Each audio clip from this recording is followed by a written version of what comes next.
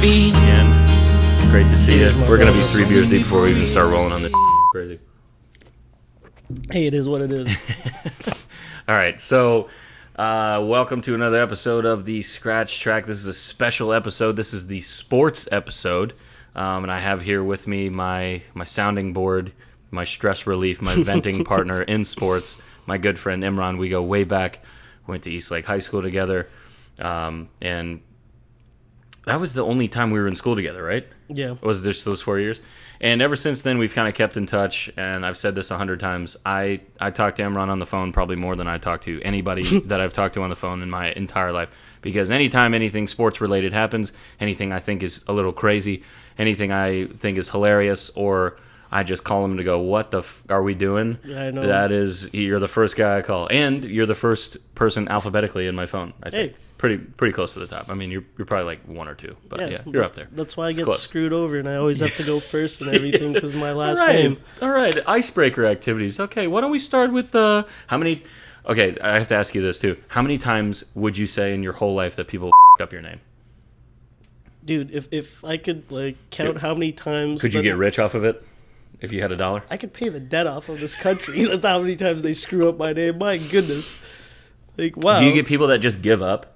Like, as we had teachers in school where like they would just see not that difficult of names, but like they see something like out of the ordinary, like different than like Josh per se, and then they go like, oh Jesus, and they see like your name on there, they just don't even give up. They're like, how do you say it? Yeah, without a doubt. And What's the worst pronunciation of your name you've ever heard? probably Imran. Imran? Where's the other I? I don't know. Imran. Imran is probably the worst one I've heard that I can think of. Yeah. And is it worse for your first name or your last name? Like when people. Oh, definitely first name. Definitely Yeah, first name? First name, because they're like, Yeah, last name's pretty straightforward. yeah. Last name's Ahmed. Yeah. You know, you could go with the phlegm too. Yeah, Ahmed, yeah. Like, it depends on how you want to do it. Is that the same thing? I mean, no. Is it spelled differently? I think. I don't even know. I'm not cultured enough in don't- that side of the world. Like, I I don't was know. born and raised in the USA. Come on. yeah. Like, yeah. I don't know. Yeah. I don't know either. That's why I ask you. And like I've been out with you a few times where I'm like, hey, I don't want to sound ignorant, but can you just tell me what's going on? Like, what do I say? I don't know because I don't know things, and I don't want to be offensive. So that's why I ask. That's why I ask you what's going on. Yeah. So it's just one of those things. I try to be as sensitive as possible to certain issues because I know that people don't like to get asked the same question about their background or their heritage or like, what are you? Where are you from? Are you from here? You know, like things like that. Like I don't ever do that to people because it's never important. Yeah. It's never important to do that. What are you? Who are you? Yeah. Where you come from? Where you come from? Like, what are we in a interrogation room? So I mean, I'm pretty sure if, because of my name, like it's gonna happen. I mean, I had a funny situation happen to me in an airport once, and oh God, I love where this is going already. yeah, This is great. I was with my mom. We were coming back from like DC, so of course, they probably got like just, like, what were you doing in DC? just the spotlights on me. So then like the guy. So like I'm just like sitting at the security checkpoint place right before we go through like TSA, and like the guy like looks at my name and he looks at me. He's like, "Congratulations, sir! You've been selected for special screening." Well, no. Like, oh, okay.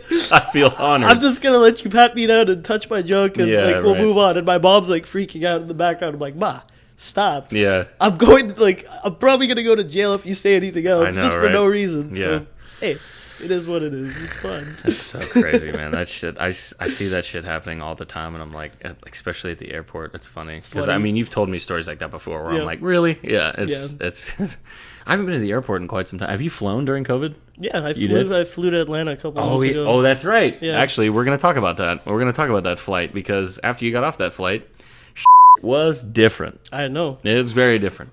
So, okay, so a couple of people asked about us doing a sports episode. Well, not us specifically, but me. And I thought of no one better than Imran, because he's so well versed in the local community, local teams. He knows team history. He knows the business side of things, which I'm a little bit less knowledgeable in that. I'm more of like, I just kind of I watch sports with my heart too much. where like a lot of guys will be like, "This guy's the best player I've ever seen," and I'll be like, "He sucks." I watch the Bucks with my heart too much, without a doubt. I never like listening to people that are hyped up or like guys that announcers can't shut the up about. Like I can't stand it.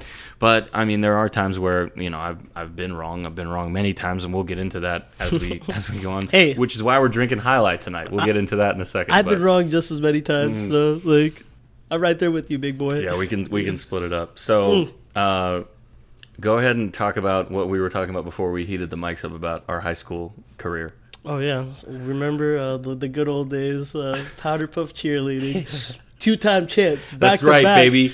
09 to 2010, and then 2010, 2011 champs. What's up? Yeah. What's up? So, yeah, we're also... So, speaking of being mildly racist, we had this guy... We had Imran on our team and on our Powder Puff cheerleading team. And for those of you guys that don't know what it is, it's a bunch of guys that dress up like our female cheerleading squad. And then we put on a show for the teams during, what was it, homecoming week? Yeah, it was homecoming week. Homecoming week, and then the girls play flag football. So I don't know how much longer they're going to be able to do that. Anyway, so we carried you out. It was... To the Lion King? Yeah, we carried. We carried. Let us Imran about it. Now that's what it was, right? Yeah, we look back at that now. We're like, yeah, this is probably not gonna go over well. After it was like watching that because it's on Facebook somewhere. I shouldn't even say this, but it's out there. It's the footage of the whole whatever you call it routine is on the internet somewhere. Yeah. It's there. I don't know where, but it's out there. There's those random songs that like you'll hear, and I'll think about those moments. I had it last night. Yeah. I listened to it was The Way You Make Me Feel, Michael Jackson. Oh really? That oh one? Yeah. That one came on. I was like, oh my god, I remember the. Oh yeah, yeah. And I'm like, oh wow. my god, it's so crazy. But yeah, you were saying too that some kids on our team they would go to like tumbling class. I know, they took that so seriously. Dude, it's so wild. Yeah. They're like, I want to do a front handspring. I'm like, you're gonna break your back, dude. Yeah, you're gonna kill yourself. I know, they took that really seriously. What are you doing? Hey, back-to-back champs. Yeah, that's right. Yeah, That's what it takes. That's what it takes, baby. Undisputed. Yeah. We wanted our junior year against the seniors, and then we wanted our senior year against everybody else. Yeah. What's up? So No doubt. it was fun, man. That was a fun time. It really was. And yeah, I mean, from there we got closer. We hung out. We've been to a couple sporting events together. Quite a few actually. Some Magic games. Games, and we. I think the last game that we went to was that heartbreak. Remember that? It was the Giants game. Oh my god. Yeah. Big Dick Dan. Big Dick Dan. Big Dick Danny smacked Jones, us baby. in the face. He did. With his junk. Yeah, it was bad. It was brutal. It was tough. That was brutal. So yeah, we're gonna get into that too. I wanted to talk a little bit about that. But so thank you guys for inquiring about the sports episode. I thought it was a great idea. So we're gonna do one today. We don't have an album out here. We're changing the show up a little bit. This is gonna be one of the first episodes of the new tapings.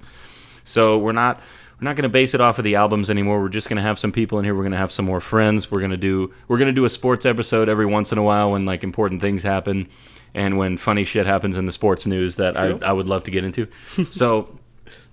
First and foremost, I want you to tell me your just the general like what do sports do for you, like in terms of your soul. What does it do to you? What does it mean to be able to share this? I mean, I realized how important sports was when we didn't have it, like those 3 months during COVID. Like honestly, like what do you do? What do you follow? Like what are you supposed to do those 3 months? Like everything that like you think about, like my life does revolve around sports. I think about it so much. Yeah, and a lot of people just stop that normally watch sports, just watch the news and fucking panic for 3 whole months. It was a disaster. For the teams that I follow, they take up a lot of my time, but like man. It does mean a lot to me, and like especially when like those ride or die teams that you have, we all have those. I know. Oh, yeah. I know. You got on your chest right now. That's right. Yeah. O-Town. I'll never leave these guys, man, because I've seen too much. I've been through too many stupid acquisitions, too many wasted draft picks, too many general manager and coaching situations and switches and all that shit. I've been through winning seasons. I've been through a championship run season. I've been through the peaks and valleys of this team forever. And not to disparage any of the other Tampa area Central Florida sports teams. I like those guys too. I'm a big fan of the others, but not as big as I am. The Magic is just I'm just a basketball guy through and through. So that's really it. But yeah, I mean you're more I'm Bucks. The Bucks are your number one. Are the ride or die. Yeah. Like I mean, okay. That's great, man. The Bucks are just. I kept on sitting there like around Super Bowl week thinking, am I actually going to go to this game? Like, yeah. Like I'm that big of a diehard Bucks fan that I'd put money into a savings account since I was 10 years old. Did you really? Yeah, because like I remember. Damn, that's fucking badass, dude. Wild. One of my dad's colleagues, like he was at the Super Bowl in San Diego in no 2003. Way. And like he showed me pictures and stuff, and he's San like, Diego, that's right. That's gonna be fucking beautiful, Yeah. man. Oh my god. Yeah, perfect. Weather's perfect there. Yeah. You can't beat that. Yeah, my dad always says that that's like one of his favorite cities that he's ever been to because it's like just so beautiful. The weather's always great, and it's I've never been to California actually. Have you been to California? Yeah, I went to San Francisco probably when I was like 6 or 7. Yeah. Yeah, my dad got like what were a you red doing light over ticket. there? Oh, he did. Yeah, like he got a red light ticket in a rental car, and then we never ended up getting the ticket. Yeah. Really? Yeah, like Oh because my he saw God. like the camera flash and stuff, and nothing ended up like happening. He was just freaking out about it. The rental for, like, company 2 probably days. just ate it. They're probably just like, whatever, dude. We're not Yeah. gonna get in touch with this guy again. I don't even fill up the tanks anymore. I'm like, fuck you, come find me, bitch. Hey, but I'm gonna I be don't honest. give a shit. I'm probably gonna be in California in February What do you mean? for Like- the Super Bowl. Oh. Yeah. Oh. I thought you were talking about moving. No, You're going to. I'm never gonna move to that place. Come on. You think we're going again? You think we're making another run? Of course we are. Yeah. Have you ever seen a team re-sign every single player from the previous roster? Has that ever happened? I honestly? don't think so. I mean, and if it has, I'm sure that it's lost on me. But I They don't. re-signed everybody, including Antonio Brown. It's crazy. Oh my God, Antonio Brown! What a fucking nightmare of a human being he is. I know. And we were all wrong about him, man. He turned it around. He really did. Started living with Tom Brady, getting kisses on the mouth before he went to sleep, and everything was great. Stopped coming on girls' backs, unbeknownst to them. Stopped beating up. Stop just freaking out on Yeah. Instagram Live over. What was the? Oh yeah, Just call it as like. didn't he like smash a security camera too or something like that in a parking lot in Miami? I think so. Some shit Yeah, like that. yeah. I don't know. How Oh, weird. it was like in like a neighborhood, and Yeah, then like, yeah. and then like he ended up just paying restitution to them. Yeah, like how of all course. rich people pay people we won't. off. We yeah. won't say anything. Just yeah. Yeah. Uh, Oh my gosh. Yeah. All right. We gotta redirect because I'm gonna start talking a bunch of shit about all this. Of course we are. Sorry. It always goes. Sorry, on. Antonio. Thanks for all your help in the Super Bowl. We Thanks for the appreciate service. it. Yeah. Hey, thank you for your cheers. ser- You want to tell them why we have highlight on the table? Oh yeah. Yeah. So We made a bet. Like it was over like I think it was 3 years ago now. yeah. I think it was like the Jazz. No. This is the first time we ever bet highlight on anything. Where it was your boy DeMar. DeMar, I say it. DeMar, I hate it. Oh my god. Remember that guy? I unfortunately Happy still May, remember DeMar. that Guess guy. what? You're gonna run into the king again. So switching gears into basketball, yeah, we're drinking highlight as a tip of the cap Of to course. one of our first bets, and Imran told me in what was this, April of 2018? Yeah. About then, that's probably about right. He bet on the Raptors against Cleveland, and he's like, I bet you a 12-pack of highlight that they'd come out of this, man. I was like, I bet you they fucking don't. And yeah, I've never bet against the King since. Never doubt the King. Yeah. Never doubt him. It's crazy, man. I mean, It's gonna get interesting this season for sure. We're seeing now that he's human. he is human. Because the last couple years he's been a little banged up. But dude, he's fucking 36. He's 36. He's 36. Hey, but even he himself said, I'm not 100% anymore. Yeah, and then I'm not-" Twitter exploded. Yeah, of It's like, course. all right, Hey. everybody relax, dude. Hey. It's so ridiculous. Like, do you hear LeBron James is not going to be 100% again? Like, yeah, dude, you wouldn't either if you fucking tweaked your ankle at the Commons playing. He's 36 But with way more muscle mass than you coming down on an ankle like that. Of Yeah. course he's going to say he's not 100%. I'm still not 100% from an ankle I rolled 3 fucking years ago. And I'm 28. Yeah. Now it's almost 4 years ago now, actually. Wow. Rolled it in June of 2017. Some dickhead.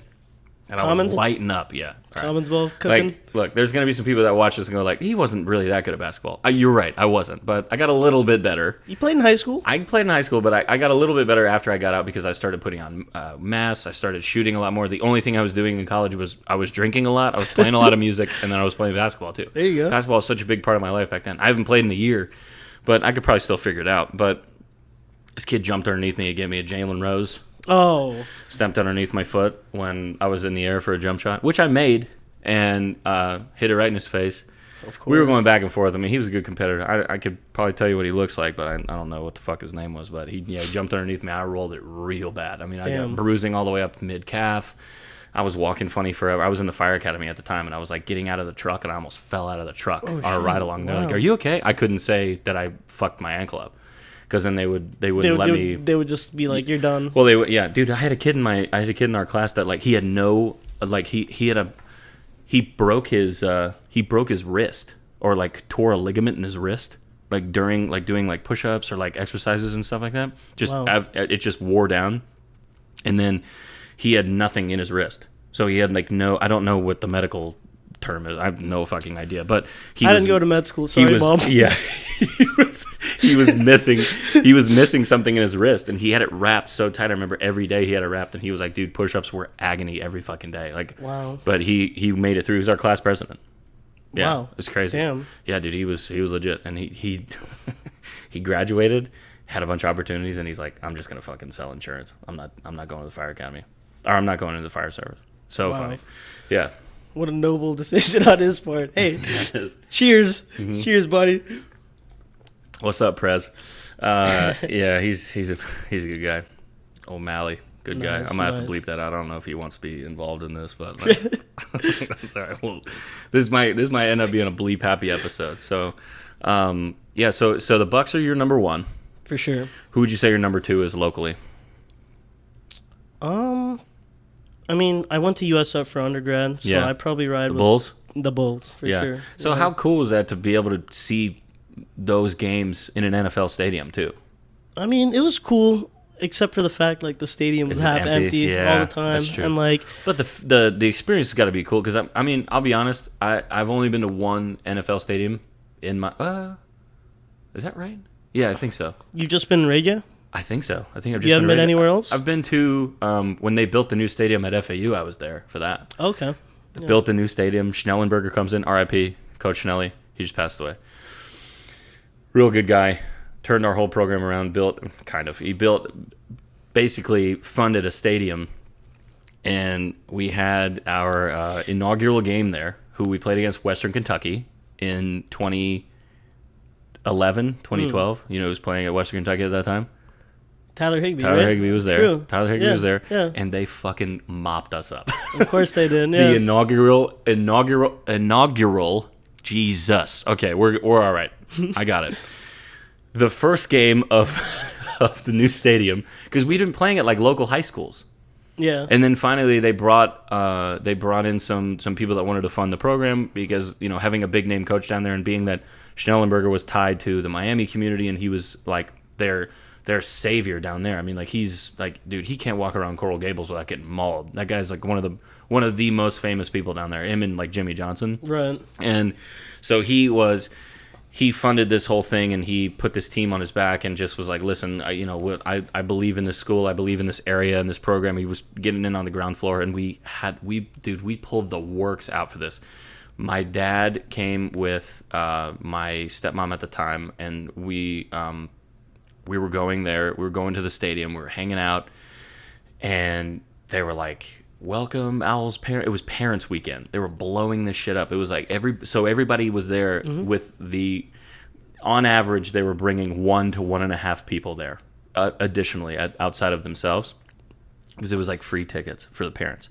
So we were going and dude, they mopped us up. It was like 35-0. It was bad. Hey. So they brought the whole fucking charade out. And you know who was on the team that year or maybe the year before? It was Alfred Morris at FAU. Wow. Yeah.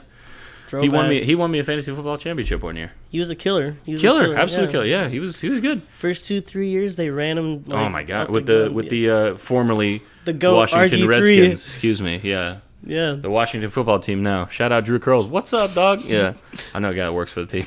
Oh, really? Yeah. Nice. Yeah, I was like, hey, how long did it take you to wring the blood out of that sock?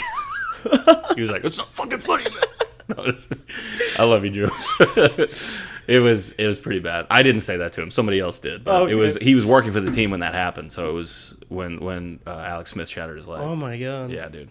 Which, if you want to see something gnarly, go look that up. It's pretty cool. That's one of my guilty pleasures about sports too. Let's talk about that. Well, I didn't put this on here, but let's do an impromptu question.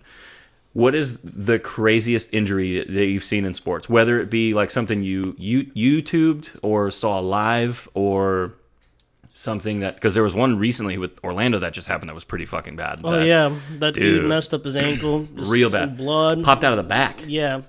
Like out of the back. Oh. Yeah, dude. Because I was like, "Where's the break?" I couldn't see it, and then there was blood everywhere on the floor, and it went through the back of his fucking like heel almost. Yeah. It was To be brutal. honest with you, like the injury that like I think of the most is probably it was like the NCAA tournament way back when. I know you're gonna Louisville, say. Kevin Ware. Kevin That Ware, man. is Holy the dude's shit. leg was popping out of the socket. Yeah. Like it was popping out of his skin. Like, Yeah. you could see it for like 2-3 seconds, and you looked away. The announcers were like, dude, they were like, "Oh my god!" They couldn't. I wonder if they had some barf bags for them at that point. They legit could not contain themselves. That was insane. And here's what a lot of people. I always say this about the Kevin Ware thing when it happened. Excuse me. The wildest shit that happened about that is that they were playing at Vandy. Yeah. And Vandy has those bench seats that you're looking at the court from like here. So everybody that saw that injury was looking eye level at his leg just snapping. So it's not like he's getting lost in the muck of the 9 other players that are on the court. They're sitting right there staring straight at his leg. Like it's happening right in front of them. Yeah. That was nuts. And then seeing that happen, seeing the bench reaction, they all ran, dude. They were like, "Fuck this, I'm at it." They all were like, "No!" They like throwing towels, and he eventually made a comeback. Like he played a little bit. Floopy.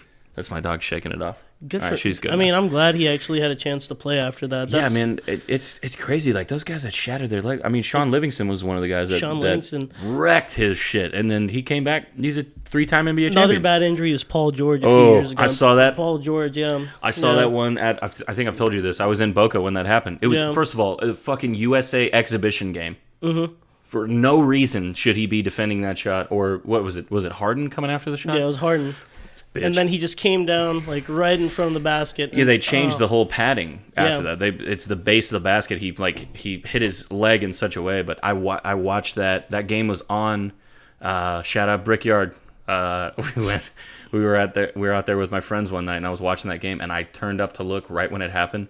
Dude, I'm not kidding when I say this. The bar stopped. The whole bar, crowded bar on a Friday night, stopped talking for a good minute. Really? Yeah, Wow. it was like, yeah. Seeing that was like, dude, I've never seen like a hush go over a crowd like that. So it was disgusting. Like there were people leaving because they had to go, and they were like getting sick and because they watched it. I mean, it's because the bone didn't snap out. So like, I think the only time that ESPN or whatever can't show anything is if it's like if it's that gruesome. Yeah, they started bleeping it out. They like as soon as you saw like the leg bend like that, they started bleeping it out. And it was a tough injury for him. But hey, he's still playing at a super high level. Very high level. Yeah, he's a choke artist in the playoffs. That's a whole different story. But like, hey, good job. You do it. You do it the regular season. Good, I don't know why I have this out here. Good for you, pal. Yeah. What did Chuck say? I've been skinny. I've been fat. I've been fast and slow. But all I know is that the Clippers have always sucked.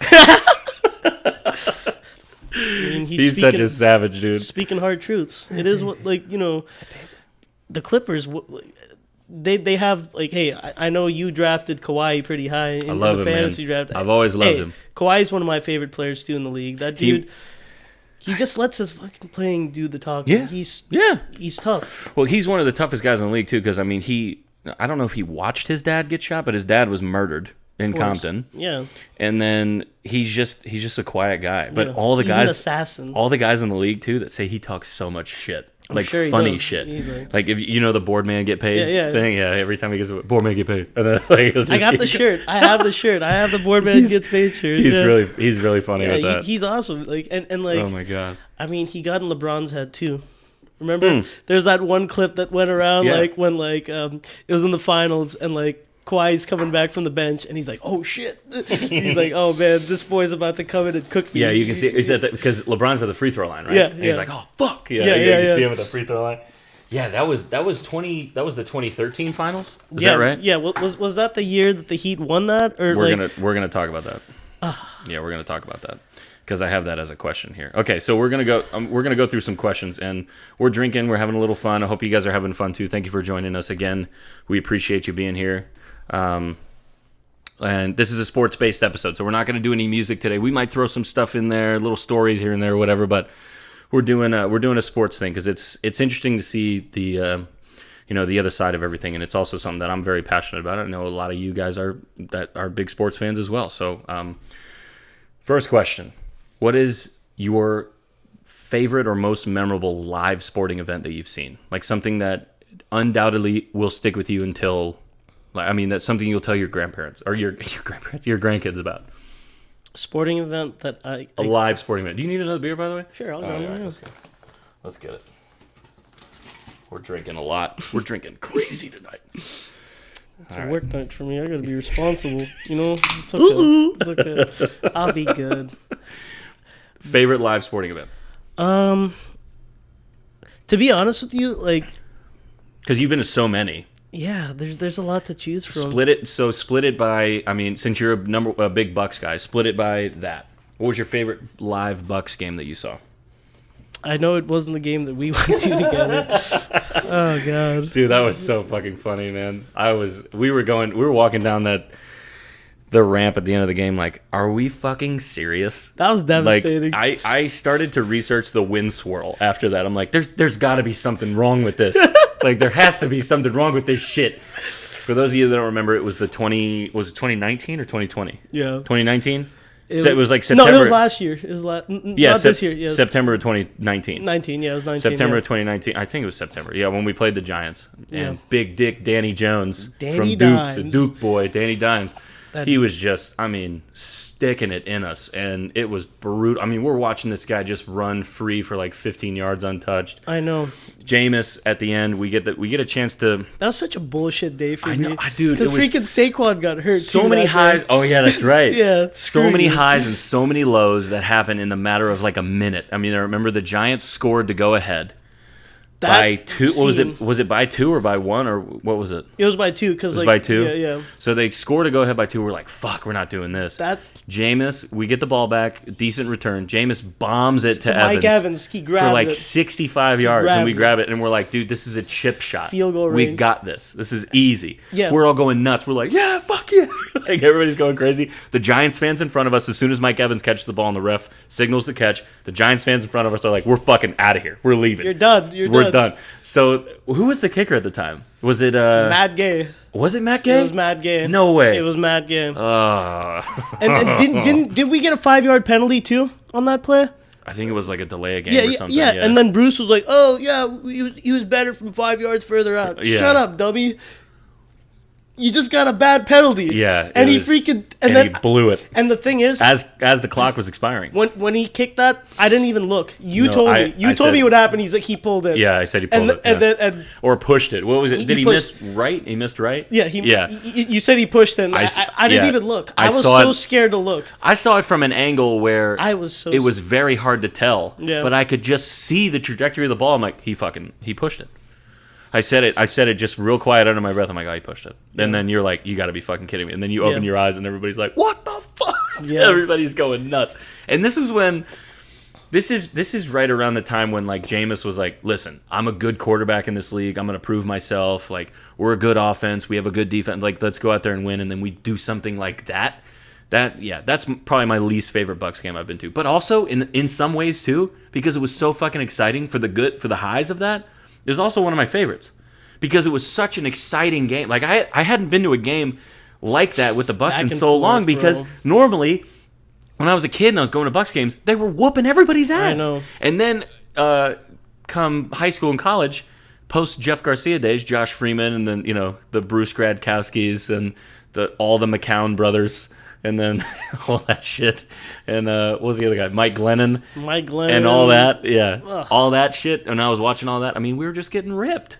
I mean, I didn't stay. I've never stayed. Well, no, I've stayed for full games, but I never stayed locked into a game the way that I did in that Giants game because I knew it was close. Yeah. I don't know if I'm going to be able to keep this in, so I'm gonna ask if I'm allowed to say this, but I'll give it a little dead air just in case. And there it is. Okay, so I go to see our friend Cam. Shout out Dr. Cam, Strength and Spine Chiropractic. Thank God for you, or else I wouldn't be able to be sitting like this for any longer than 10 minutes.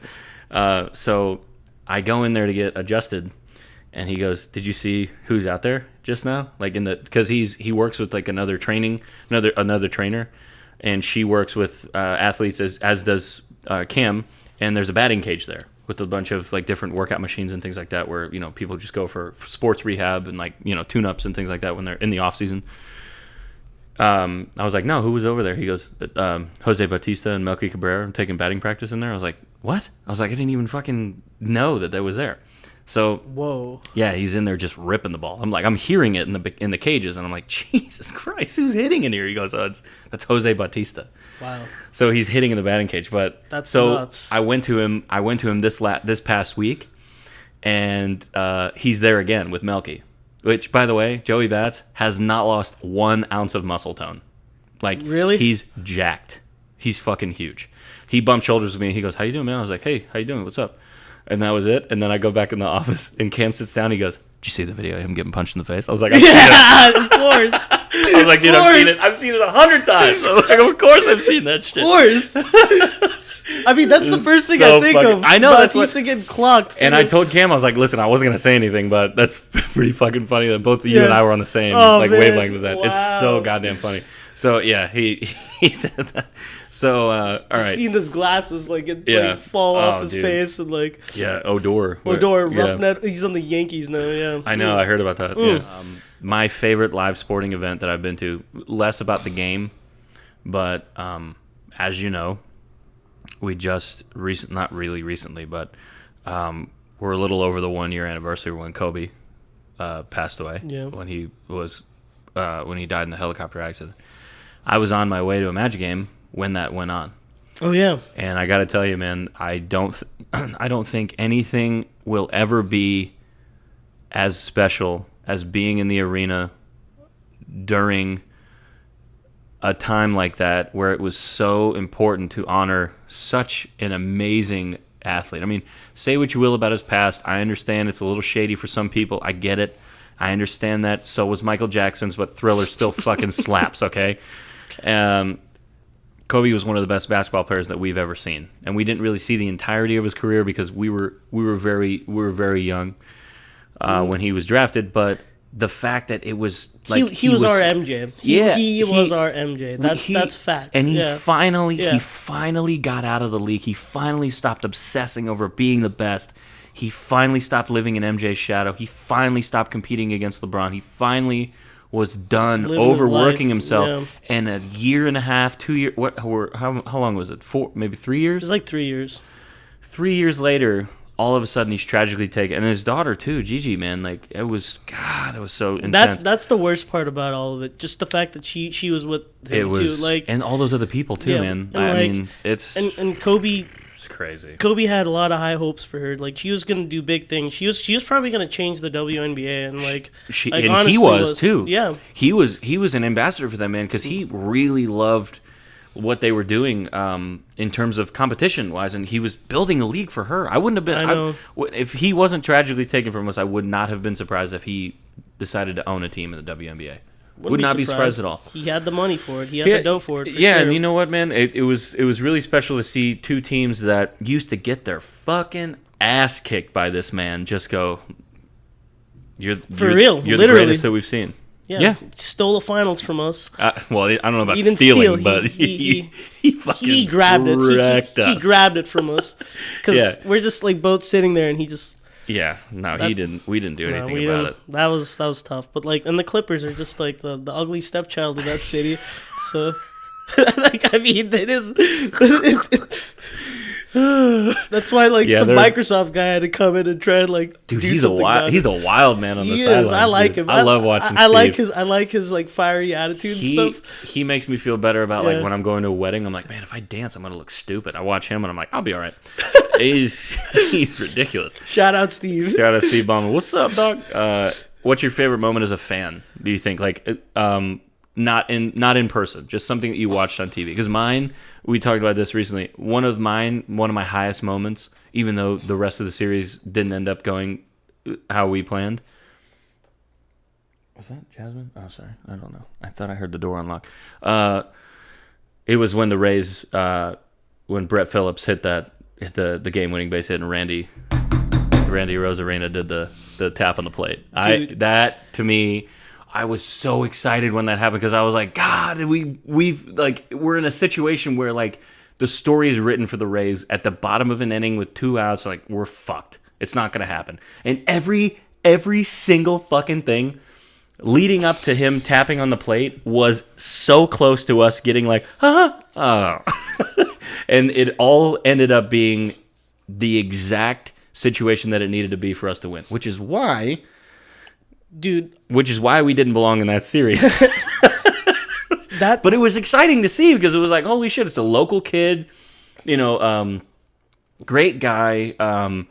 Brett Phillips, nicest dude, one of the nicest dudes in the league. I mean, he's just like he's a guy that knows he's like he's an undersized kind of underdog dude playing in a small market team, just fighting for a spot, Right.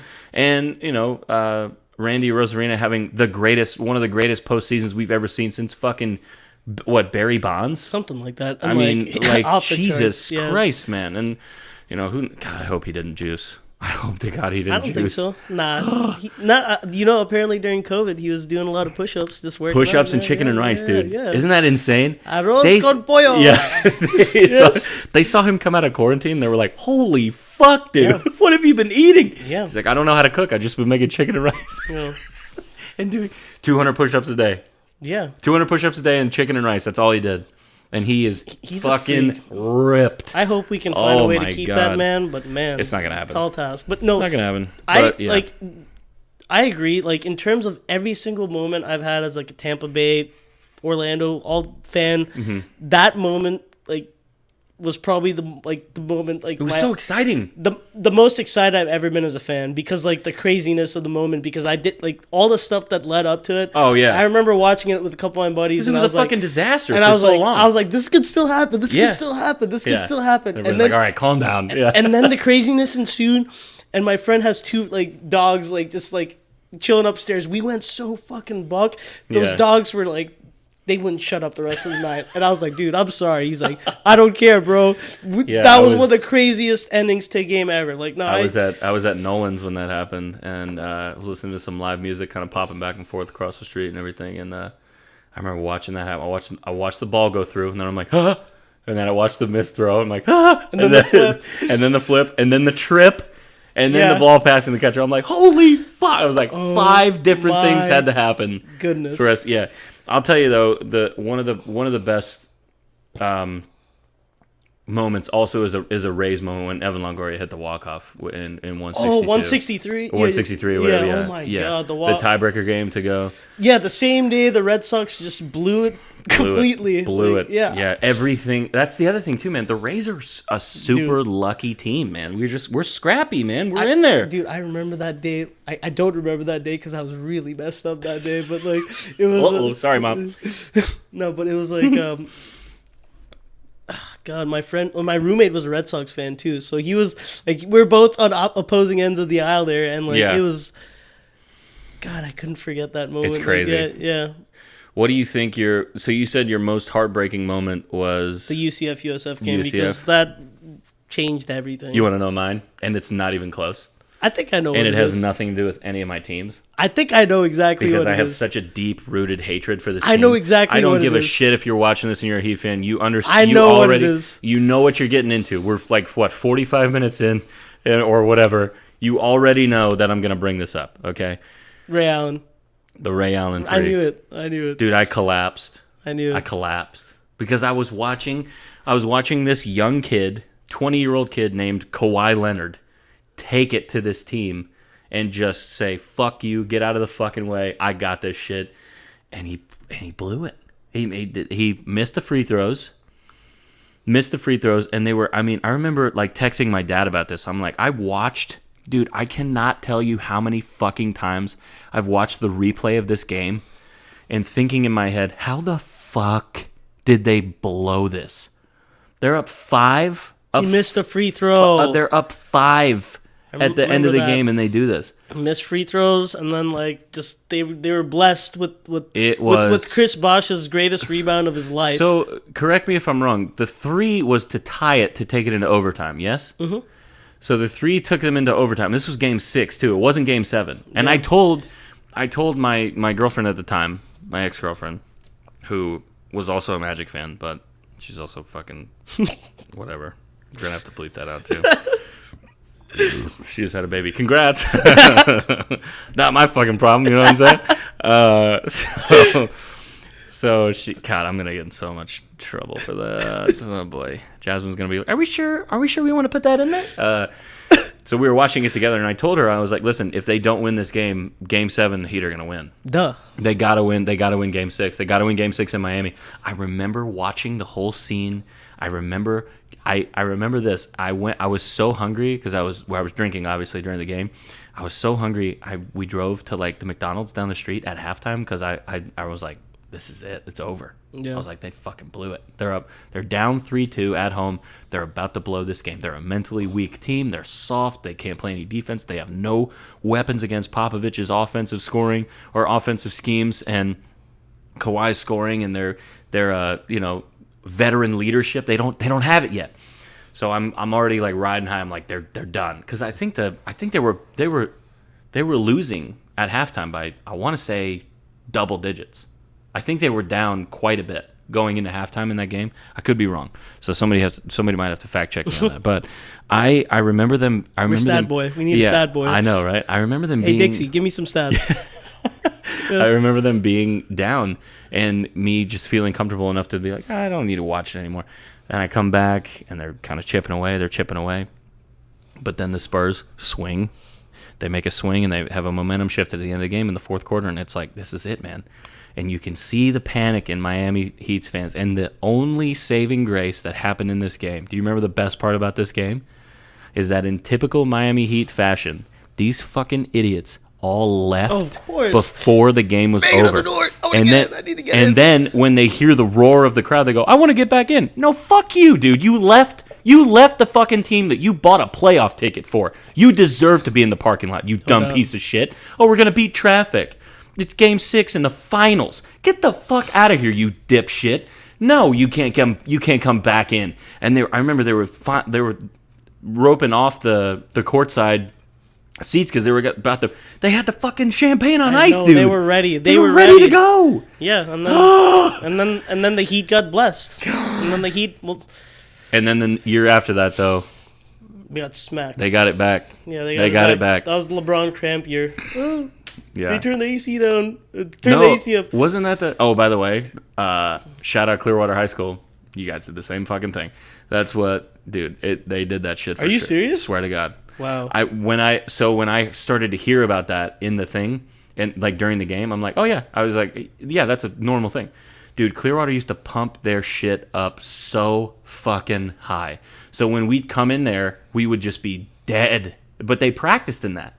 Like heavy jersey, real sweaty, and I was like, psychos. I was never. Yeah. I mean, but also Clearwater had these guys that like never touched a weight in their whole life. O'Carl White, who I think is still on the Golden State Warriors or like their G League team. He still plays in the developmental league. I mean, he was on the bench for somebody in the bubble last year.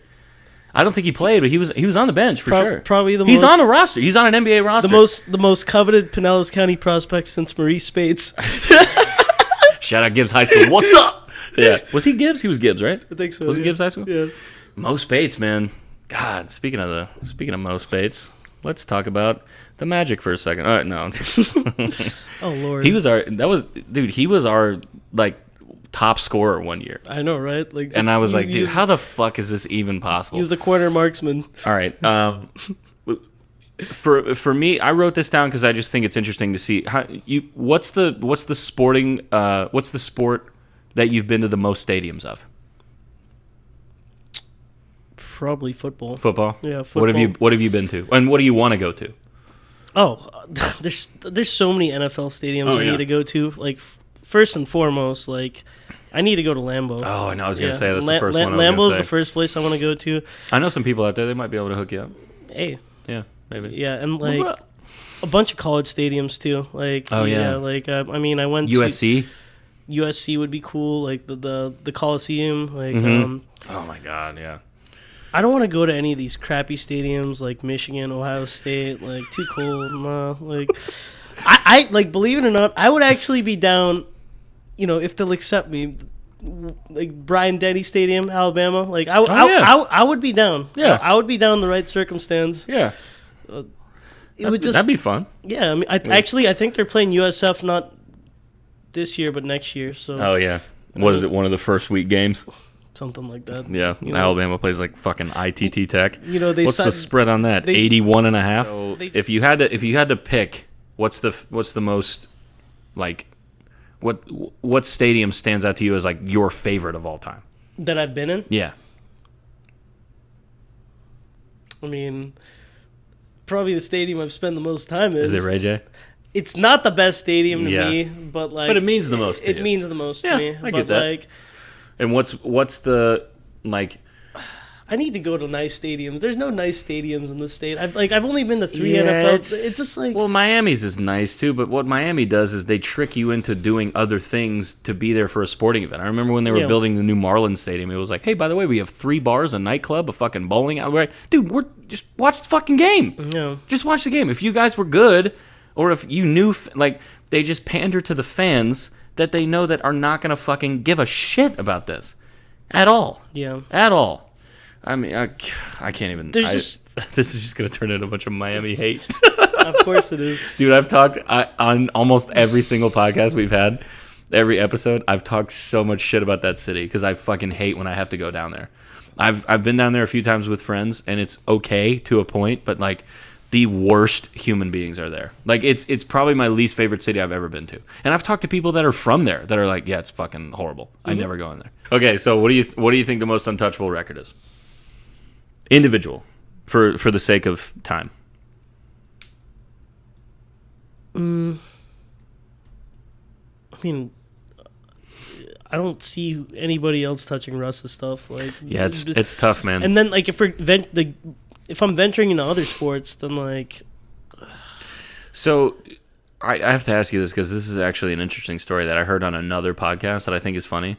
Do you know the whole thing about Cal Ripken's game streak? Have you heard the conspiracy theories behind this? Mm-mm. So there was one game where like it was in the middle of the streak that the Orioles had like a power outage in the beginning of the game and they had to delay the game. And allegedly, I've heard this on like a couple different podcasts, and a couple other people have told me about it, and like write-ups about this. Allegedly, what they think happened. And this is totally unofficial. This is not a fact. This is just a conspiracy theory. What they think happened is they pulled the plug on the power to the stadium because Cal Ripken was late and wasn't at the stadium, and they didn't want to start the game without him. So in order to avoid the streak being broken, they just pulled the plug on some shit and waited for him to get there. Really? Yeah, dude. Oh man, that's fucked up. It's alleged. I don't know if it's true, but yeah.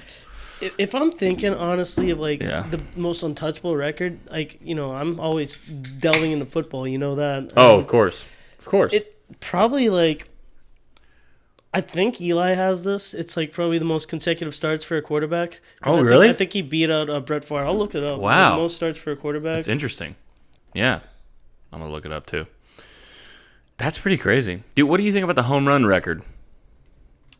The all-time? What do you... well, I mean, first of all, what do you think about juicing as it is? Like, do you think it's as serious... Do you think it needs to be as a serious issue as it is? Do you think people should be penalized as greatly as they are for juicing? Because, to be honest with you, I fucking love watching home runs. I think it's great. Make it happen, you know? Yeah, but like I understand. there's always an asterisk associated with it, so you can't like say like because there's some guys that like just crushed it. They pimped the shit out of that bowl and they crushed it. But there's other guys that like what about A-Rod? What's your opinion of A-Rod? Like, Oh well, I mean, come on, exactly. Like it's like it's less about that though. I mean, it's the slap, it's the screaming in the ear, it's the just the fact that he made so much fucking money playing for the Yankees and sat on his fat fucking ass. The fact that he dated J-Lo, gave her a ring, and then she goes, "Nah, I'm good." Fucking Thanos over here. She's got so many fucking engagement rings. She can make a collection out of them all. So this streak's never gonna be broken. I'm sorry. Who is it? Brett Favre, 321 consecutive starts. Yes. Holy shit! That was before he retired, or did he get injured? No, it was. And it broke? It was two, including the playoffs. It's 321. Jesus. So did the streak break because he left the league, or did it because injury? Injury. Okay. Because at the end of his career, he was a freaking like, just he's broken into shit like. Pieces. Well, then he went to the Jets, right? Yeah. And then he went to the Vikings. He or went something? to the Jets for a year, and then like he actually didn't he play for the Vikings too? Yeah, for like 2 years. Yeah. Yeah, they were close. That was wild. They had that was wild. Brett Favre AP. Dude, I remember. And he threw a pick. Yeah. I remember. The stupid Saints got their Super Bowl because of it. I remember reading stories about like I can't remember who the receiver was, but it was like when he first reported to camp in Green Bay. Might have been like Donald Driver or something like that. I don't think it was him. It might have been somebody before him, but it was a guy. They were practicing little short routes over the middle, and Brett Favre was throwing the ball so fucking hard and so tight as a spiral that he was breaking guys' ribs in practice. That they had to throw extra pads on them. Because he had a cannon for an arm. I mean, that's wild. Like I've never broken a rib, but I can only imagine how bad it feels when it's coming from the other end of a football being thrown by Brett Favre. That's got to be nuts. Because it's got to happen so fast. You're like, I mean, I'm just gonna brace myself before I get hit by that shit. God, Good lord, crazy. Like I wouldn't be able to breathe for weeks normally. Like if I get hit by a Brett Favre dart, man.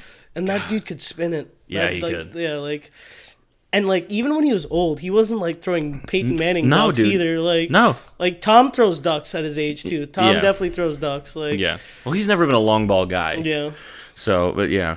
Do you need another beer? I'll be good. Yeah. You good? Yeah, I'm good. You need another one? Yeah. Okay.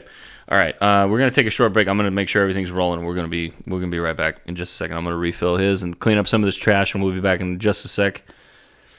Okay. All right, we're back. Sorry, we had to get some new beers. Oh shit, is that an old beer now? That's all right. I did a trash run there. It's all right. Cleaning up the table a little bit. We're having some beers, drinking some High Lies, and we got a couple more. I got a couple more questions, but this has been a fun sports episode, man. Thank you for being a part of it. Thanks for having me. This was fun. This is good, man. Kicking back. So let's talk about your favorite athlete or coach, GM, whatever sports figure that you've met. Favorite person in the sporting world that you've met. Because I have some pretty funny stories about this. For the world.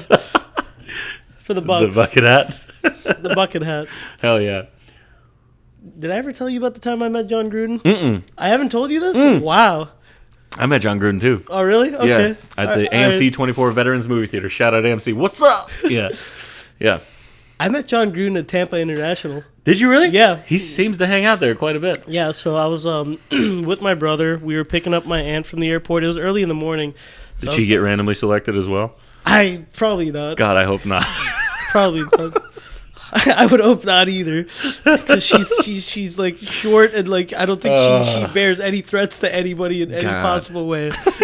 You never know. You never know. Some of these TSA people are out looking for blood. Hey, you know what they say? Looks can be deceiving. That's right. That's right. Yeah, always got to be on your toes. Mm-hmm. But, so we were at Tampa International picking her up, and I don't have my contacts in, so I can barely see. I'm just like roaming around, and then my brother's just like looking over at me, and then he's like, hey, you need to chill out. But your boy's over there. Fucking John Gruden. Yeah, exactly. Yeah.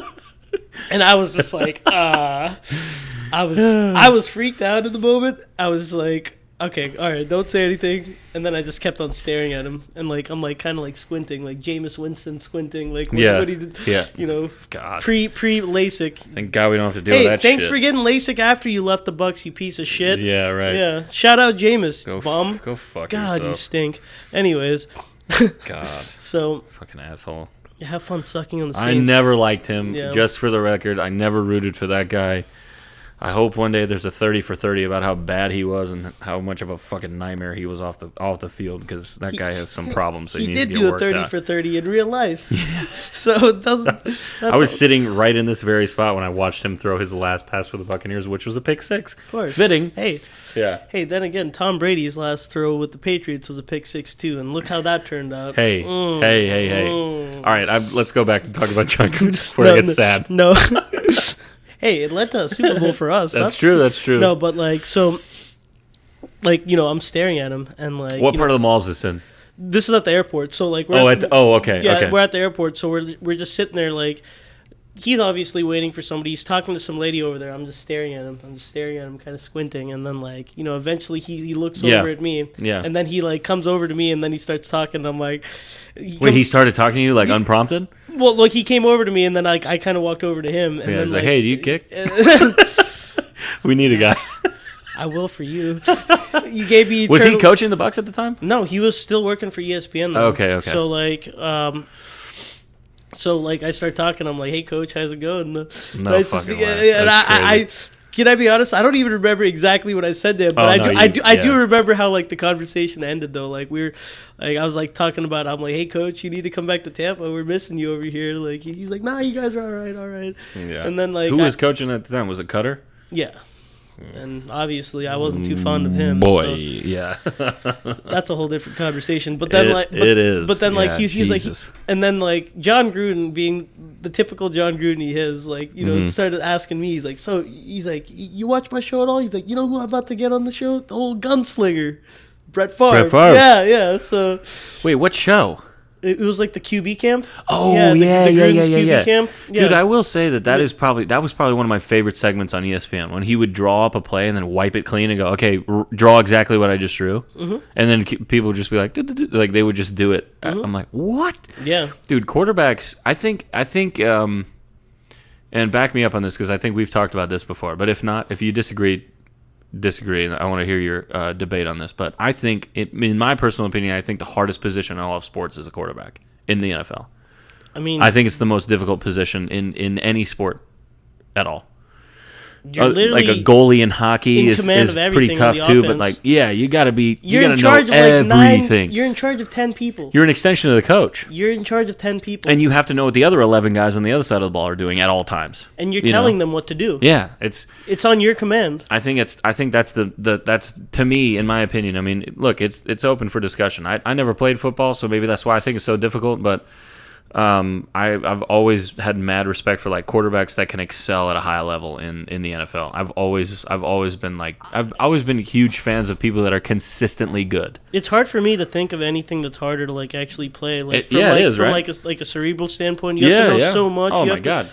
And like, you know, you have like 4 or 5 guys on the other side, like just linemen just coming at you, guns blazing, and you got to bank on the fact the 5 guys in front of you are protecting you and making sure you're okay. You gotta, which for the Bucks, not always the case. until this year. Until this year, yeah. Like, yeah, I don't care what people say. Like, Tom Brady wasn't the most important acquisition for us. It was Tristan Wirfs. Wirfs was, I mean, that guy was solid. He was solid. I'm not saying that Jameis would have taken us to the Super Bowl if Tristan Wirfs was protecting us like him, but like we would have made the playoffs for sure. Yeah, for sure. That guy was so valuable. No, he added a lot of time back there, man, and that was on his. He's a child. Yeah, he's a fucking child. Was he? He was out for a little bit this year, though, right? Was he hurt a little bit? No, that's Vita Vea. Vita was banged up, but but I thought that. No, I think he played the whole year. I couldn't remember. Yeah, you're probably you know more than me, so that's all right. Okay, so he says Brett Favre's going on the program, and then what do you do? And then he's like, "Yeah, the gold gunslinger. Are you gonna check it out?" I'm like, "Yeah, coach, I'll check it out." Yeah, okay, whatever you say. And then like we dabbed up. No way. Yeah. Did you call him Chucky? I just called him Coach. Good move. I just called him Coach. I don't want to call him Chucky. That shit scares me. I hated that movie. I love when. Oh my god! I woke up in the middle of the night. Sorry, I just saw a text roll through. That is definitely a story that I want to hear later. I'm sorry if I'm being distracted, but I woke up in the middle of the night to that movie one time. Like I used to fall asleep with the TV on at my grandparents' house, and my grandmother and we used to watch like CSI. I was a big fan of that. I loved the original, the Vegas CSI, not that CSI Miami bullshit. All right. I'm kidding. It was still pretty good, but the original Vegas was my shit. I loved it. I thought it was great. So we'd watch that in the middle of the night on Spike TV. R.I.P. to Spike TV. I think it's like Paramount now, right? I think it's Paramount Network. Yeah, something. So I fell asleep and I woke up to a scene from Chucky where he's just wrecking people, and I'm like, oh my god. It's 3 a.m. and I'm like 9 or 10 years old. I'm like, what the fuck is going on? Yeah, it's a doll just stabbing people. Yeah. I remember this vividly. I remember getting up and like that was the first thing I saw on the TV. I'm like, this is so fucked. And I mean, I've talked about this on the podcast before. I'm very easily spooked. Me and too, I don't know bro. where it comes from, but I am very quickly terrified by like. Never been a horror movie If guy. Jasmine is out of my eyesight in this house, I will go, Jasmine, from another room to make sure she's not hiding and trying to scare me, because she's got footage of it and it's fucking bad. And then on the other side, when I walk around the house, and I'll go like, hey baby, you ready to leave? She goes, Jesus, I didn't know you were there. I'm like, I'm just asking you a question. What are you talking about? But she goes out of her way to scare me. I do it accidentally, where I'm just like, hey, how you doing? And she's like, oh my god, you scared me. Like I'll be sitting in silence and I'll go, like start laughing, and she's like, oh my god, so scary. I'm like, oh my god. So John Gruden, most memorable guy that you met. I met him. My dad actually did at the movie theater. Yeah. We're sitting in line, and I've seen like Tampa's a hotbed for a lot of coaches and athletes that retire. Like a lot of them. Tony Dungy. Yeah, a lot of them. Yeah. A lot of them come around here. I'm pretty sure at some point I met Tony Dungy. Like when I was young. I can't remember if I did or not, but I'm pretty sure, because he spent so much time around the area, you know.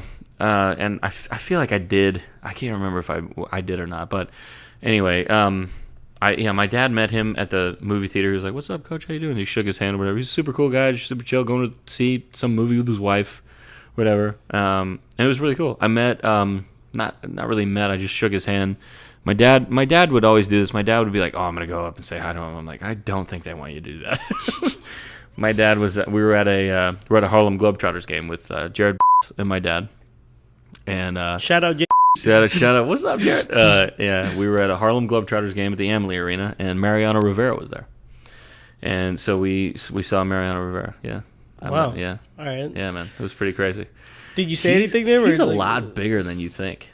He's very tall. He's a tall guy. It's like 6'5" or something. I don't know if he's 6'5", but he's pretty tall. But he's a big boy. I was like, holy shit! I was like, it's Mo. What up, dude? Mm-hmm. Yeah, and so let me. I got to tell you a couple of my funny stories. So, the most memorable coach that I've met, I met Doc Rivers at a USF tournament.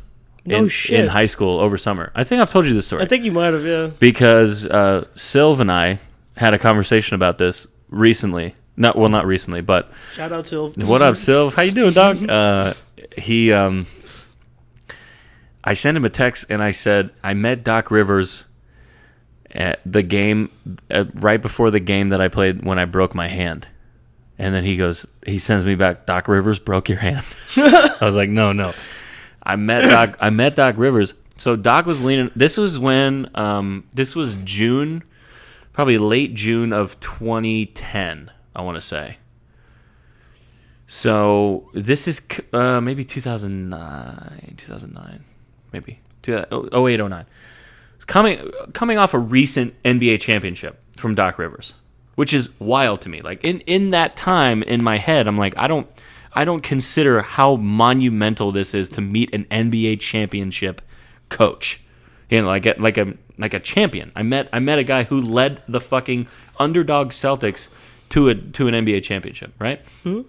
I'm shaking his hand, and I was like, my dad was like, "What are you doing here?" He was like, "I'm watching my son play." And I was like, what? He goes, yeah, I'm watching Austin play. Austin Rivers, who plays for the Denver Nuggets now. And I'm sitting at the top. This is at the USF main court. He's playing for one of the big elite teams. Like, it was I think he's a Winter Park kid. I think he was Winter Park. Yeah. So I was watching him, and he was dunking on people. Like, this kid, like fucking 15, 16 years old. Because I'm pretty sure that we're the same age. I'm pretty sure. I think maybe he might be. I think he might be. Like, yeah, he might be. I'm going to look it up. I'm pretty sure we're the same age. But so I shook his hand. I talked to him. My dad was like, oh, this guy's a big Magic fan or whatever. And I was like, oh, why are we talking about this? So I started talking about the... same age. Same age? Yeah, that's what I thought. Okay, August 192. Damn, he's the same age. He's a couple months younger. Yeah, so I was watching him play for whatever AAU team. And this was I met him the game before I got frustrated. I came out of a game and I punched a chair and my hand exploded. It's not good. I used to be a lot more angry than I was now. Hey, I love when people say that to me though. That to me, like, I'm not an angry guy anymore. I've seen it on the basketball court, dude. I remember. I had to like scream to calm you down too. I was like, "Come on, Bob Dog!" I almost started a fight. You about to throw some heads. Well, the problem is, I don't like people touching the ball when it goes through the basket on their side. It's not your fucking. Don't touch my shit. I've gotten ejected from games for saying that. You have. We played rec league in the offseason and some fucking idiot. I was like, don't touch my fucking ball, dude. Because he would make a layup and then he would take it out of the basket and throw it in the corner. I'm like, bitch, you ruining my fast break. I was like, get the fuck out of the way, man. It was a little. You know who teched me up for that and gave me a double tech and forgot to eject me from the game. You remember the little I think he was. Oh god, this is bad. I'm gonna have to bleep this out. They used to. I'm gonna cover my mouth. So they used to call him the referee. Oh, the short guy, the really short guy, the beard and stuff. No, he was. I think he was like Hawaiian or Filipino or something. I can't remember what he was. I'm gonna have to bleep this out. This is so fucking bad. So he reffed all over the county. Like all over the county. He reffed rec basketball. He was one of the umpires in my dad coached Tarpon High School's softball team at one point. And he was an umpire. Yeah, he was an umpire for that league too. Dang. He was a volleyball ref. He was a ref in everything. And this guy, so I said I I know the guy's name, too, that I did this to, and he's a fucking punk-ass bitch for doing this, but I won't say it on here because I don't even need to give him the time of day, but fuck him. But anyway, me and my buddy Dylan, who I've mentioned on quite a few podcasts recently, shout out to Dylan again. Dylan and I were playing in a rec league, and his dad was the coach, and we were playing against his team for a championship, and this kid kept getting the ball and he kept throwing it out of the basket, throwing it out of the basket. Every time he'd make a post move on a guy and then he'd score a layup or somebody hit a three or whatever, he'd grab the ball out of the basket where I was supposed to get it and then he would throw it somewhere like where it's not supposed to be. Okay? So, or he'd throw it to the ref or something like that, and he'd ruin our fast break because I'm waiting for the ball to drop out of the net because this is how Blas used to teach us in high school. The five man, the center, as soon as that ball gets out of the net, grab it, go, and we're pressing. Made shot, missed shot, we're pressing all the fucking time because we ran at 5:30 in the goddamn morning every fucking day for like 6 weeks. So we were in good shape. We could run with most teams, but I mean at some point it's all about size and athleticism. Yeah. So we start doing this, and the guy keeps throwing the ball out in the basket, and I said to him after like 3 times, I was like, "Don't touch that shit." Like that, and the ref goes boop and like texts me up, gives me one, and then I said, "Why are you giving me a tech? He's the one taking the ball out of the fucking basket like that." And he goes boop, there's another one. He's like, "Go sit down." So for those of you that don't know, a technical foul in a game it's a disciplinary foul. So if you hit somebody really hard, if you cuss, if you throw a ball at the ref, if you do something that's if you throw a temper tantrum, if you throw a temper tantrum like I'm famous for, if you do that, it's it's a disciplinary call. It's like a personal foul. And essentially, if you do something that's considered out of line of the ref, you're done. Like, you get the tech. Yeah. So 2 techs and you're ejected. Okay. So what he did was he gave me 2 back to back. Which, by the way, I went to referee school for a little bit because I worked at the Y. They used to tell us all the time, and you'll see this in the NBA and college too. If you give a guy the first tech, you better not be the guy that gives him the second tech. It's all, I don't know what it is. And then It's an issue of how disrespectful they are because if you do the second one, then it's just like he's got it out for me kind of thing. I don't know what it. I don't know why, because there's definitely reasons why you should be able to give a guy 2 techs for sure, but sometimes that's just not the case.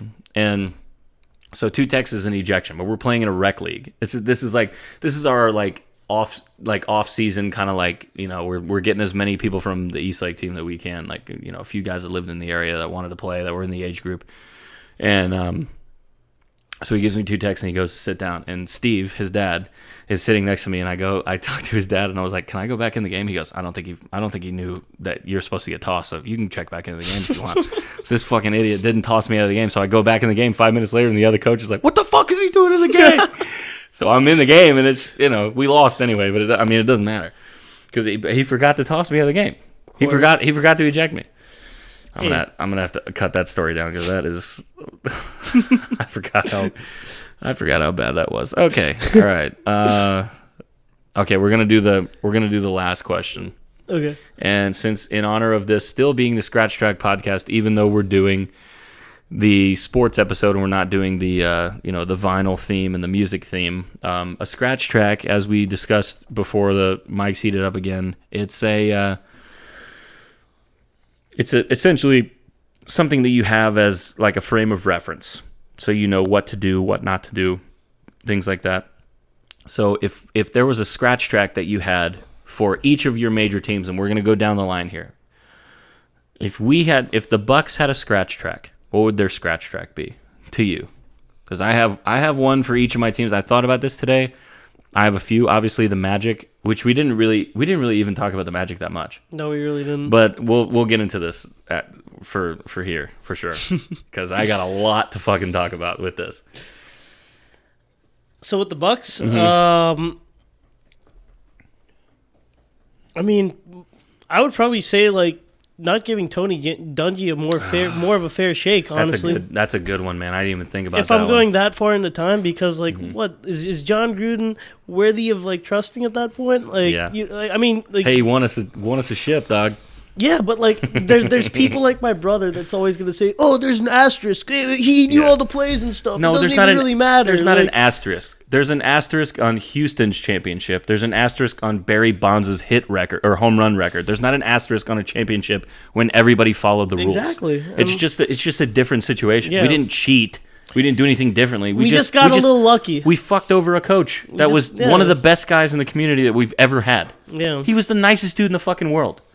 What are you talking about? And he eventually got his due. He got his ring, but it would have been nice to see him get it in Tampa, because that dude is born and bred. That he's not born, he's bred. This is his place. This is his place. My Scratch Track for the Bucks was drafting a kicker in the second round.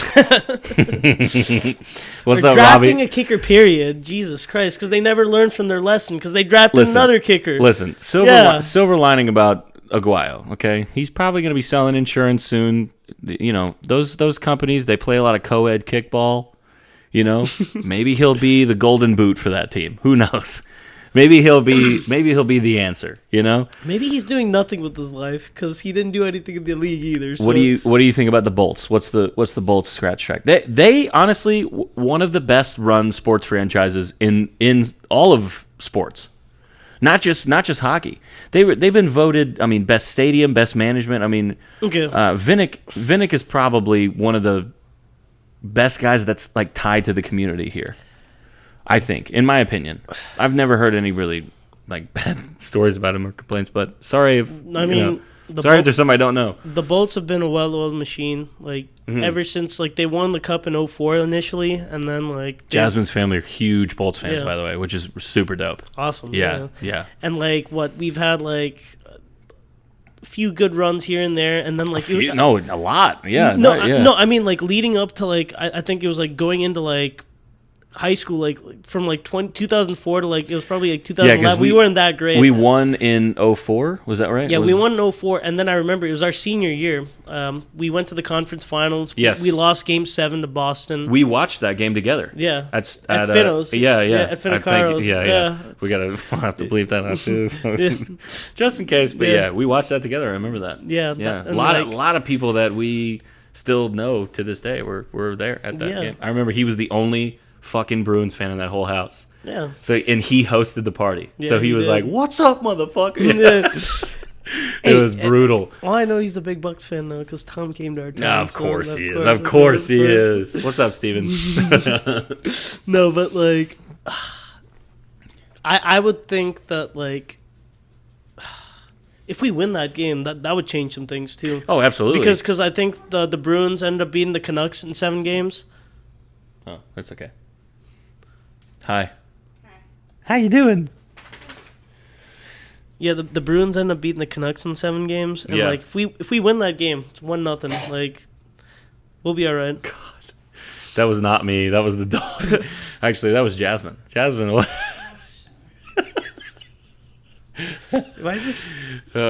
So my thing for the Bolts was, I think the scratch track is not letting Marty retire with us. I think he should have. You know what I mean? That one cuts deep for me. That one, I feel like we should have done everything possible to let him stay and let him. Can I let change him mine to yours? Go down with us. Can I? I mean, that was just such a heartbreak, man. It was like, fuck, dude, because all those guys, those core guys, He's my favorite Lightning player of all Brad time. Richards. I mean, I remember Hobby Bullen, LeCavier, Kubina, Marty, Kubina. Yeah, all those guys. Yeah. All those guys. I mean, they didn't. Andrewchuk. Dave. Yeah, I saw Dave. Speaking of, I forgot to put that down. He's at the Nona. Yeah. He's at the Nona. God, fucking. Oh my God! I remember the manager that night blew it for me, dude. He fucking blew it. He blew it so bad. Ugh. So yeah, oh my God, I didn't even talk about mine. I didn't finish the Doc Rivers story. Okay, so we got to backtrack for a second because this other one's pretty funny. So, but yeah, I saw Dave Andrewchuk and he's he's trying to be discreet. He's one of the biggest hockey stars and one of the most recognizable faces in the community. Okay, he still works for the Bolts. Is a big ass dude. Has trouble blending in a lot of places. So I go up to the manager at the Nona that's working. He's not working there anymore, but I go up to him and I go, "Hey man, I'm pretty sure that guy at the bar at the far right, I'm pretty sure that's Dave Andrewchuk." I was like, "Can you go check and see the name on the tab before I go up and say hi to him?" Because I just wanted to say hey, and I was like, "Hey, hope you're enjoying the music. This place got great pizza. I'll leave you alone. I'm gonna go." I was legit just gonna say hey and then leave. I wasn't gonna be like, "Hey, let's hang out, let's get a picture," or whatever. Because I hate when people do that. I'm a quick like bump and run, kind of like person, unless they're hanging out and they're by themselves or they're like kind of doing like Jasmine and I have met a couple guys from her favorite band. Like we legit were like hanging out with a dude in the middle of the street in Orlando and like having a 15-minute conversation with the guy. And it was like, because he was open to it. Like he was nice, he was welcoming, and like you got to get the vibe of like what these guys want. And Dave Andrewchuk was screaming, "Leave me the fuck alone." And the manager comes from behind the bar and he goes up to him and he goes, "Are you?" And Dave just goes like this, like nods his head. He's like, "Shh, yeah." And he goes, "Oh man," he's like, "This is crazy. I used to, funny story, man. Like, it's a quick story, but I got to tell you." And I'm like, this is fucked, man. I was like, I was the one who told you that he was there. Why aren't you letting me go up and say hey to him? So anyway, he ends up coming up and saying all this shit to him, and like Dave's clearly bothered. So I'm like, oh, I can't go up and say anything now. So he blew it. I would have been able to meet him. Fuck. But yeah, I've had a lot of run-ins. My favorite run-in of anybody, and this is a guy that only like big time NBA players will know, or NBA fans will know. And I've told you this story 100 times, I think. But I met Samuel Dalembert at Rockin' Angels one time. Yeah. This dude's fucking enormous, okay? I'm going to post a picture with this episode, but I'm 6'4", wearing boots, and he is up here on me, dude. 7'1", maybe. At least 7'1". He's fucking huge, okay? So I come up to him because he's at the bar, he's sitting by himself, and we start talking basketball. We talked for like 30 minutes. He was super cool. Knows his shit. Right? He was super cool. Of course. I broke the ice with a lie, but I wanted to get in because he knew how old I was. I was 21. So I come up to him, I was like, "Hey man, my dad loved watching you in college, like hey, we're big fans, whatever." He told me all about you. I was like, I'm a big fan of the NBA. I'm a big Magic fan, so sucks that we have to play every year and knock you out in the first round, whatever. Like, we're just sticking around with him. But he was super cool. So he's on Philly, right? Yeah, he was on Philly. Yeah. He's the one that Dwight elbowed in the back of the head and got suspended for that game. You remember that? Yeah. So I asked him about that specific instance. I was like, "Hey, so how'd that feel when he did that to you?" And he said to me, he's like, "Listen, some guys like to get hit, some guys don't. And when they do stuff like that, that means they don't like to get hit during the game." And I was like, shit. So I asked him, this is 2014. This is coming off the heels of a Miami Heat championship in that Ray Allen corner 3 dagger, okay? I asked him straight up, I go, "What's the deal with Chris Bosh?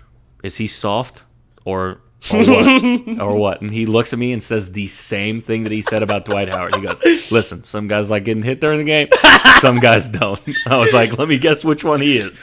Get the Gerber food out. Yeah, dude. He was giving me all the dirty on like these guys that are pussies in the NBA that like don't like getting hit. Because Sam was he was a big fucking guy. Like, I mean, he's not one of the greatest centers ever. He's not. I mean, he's not even close. But he's a physical player. Big dude, physical. That's physical player, and he got phased out of the league because everybody that's a 5 guy now has to be able to shoot from 10 feet out unless you have 4 other scorers on the team that are going to give you 25 points a game. Facts. So it's Anyway, I just thought that was funny. So we can either leave Good it in old Sammy or take D. it out.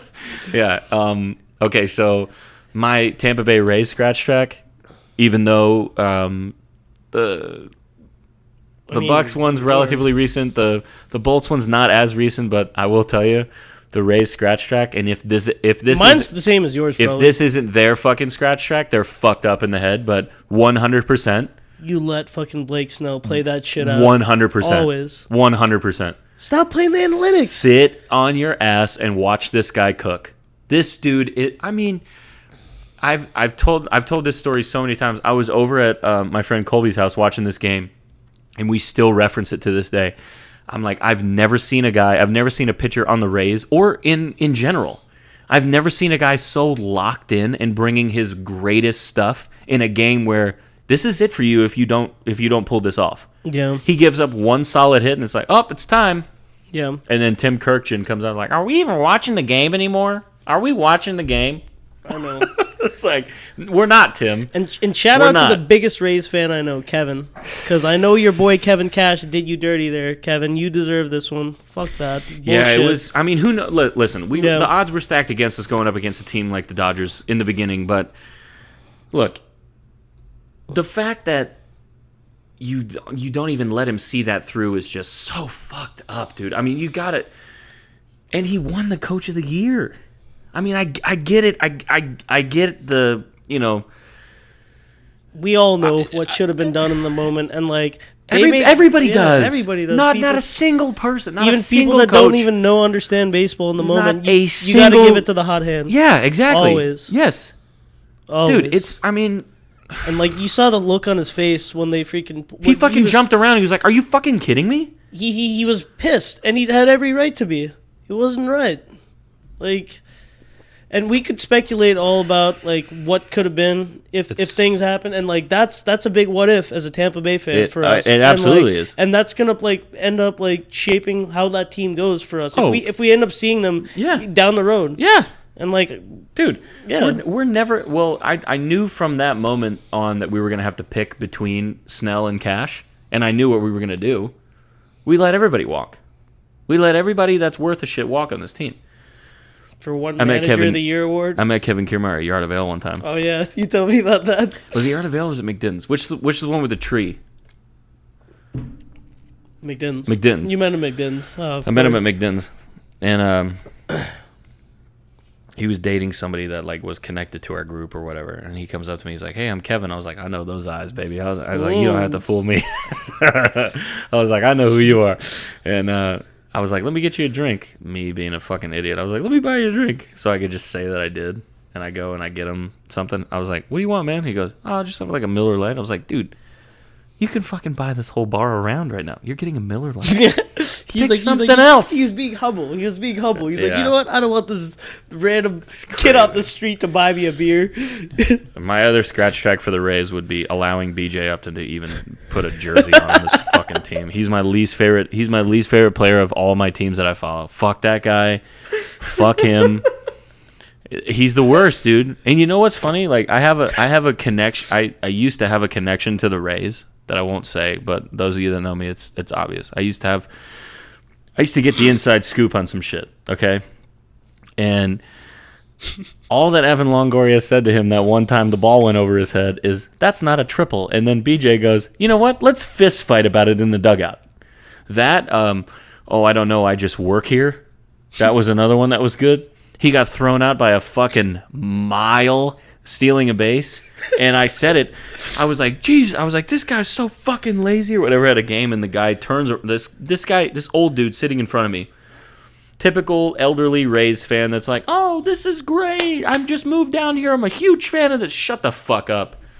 So he turns around and he goes, how are you going to say that if you're not the one writing his checks? I was like, he better be thankful I'm not writing his checks. I'm going to pay him a fucking $1 a game. If he goes out there and gets thrown out by a fucking mile and he's the best athlete on this field, go fuck yourself. Go sit down. Don't even play. What are you doing? Dude, they were I remember like when he signed with us and everything, like they were releasing videos of him like jumping over sedans. Okay? Flat-footed jumping over vehicles. This guy could jump, he could run faster than anybody out there. He was an insane athlete. 100% one of the greatest athletes that has been on our baseball field as a member of the Tampa Bay Rays. 100%. And he was so fucking lazy that it was just like, it was an insult to people that are born with that ability. Or that aren't born with that ability, I mean. Like, dude, there's... no, I get it. I can't fucking stand that guy. BJ was tough. He's so tough to watch because, like, honestly, that guy and like that squad that went in solid squad. And we also had a bunch of guys like, who? Like, you say the names now, you're like, these guys are scrubs. David Price was in the bullpen that year when we went to the World Series. Crazy, right? Wow. Yeah.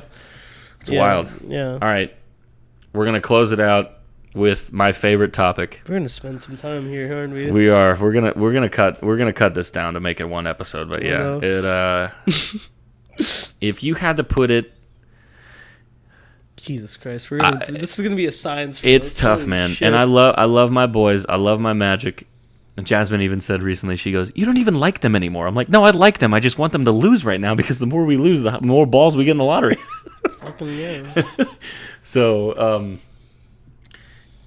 if you had to pick, because I got a couple on here, and I think some are going to be different than yours, but one of them's a Scooter Magruder one.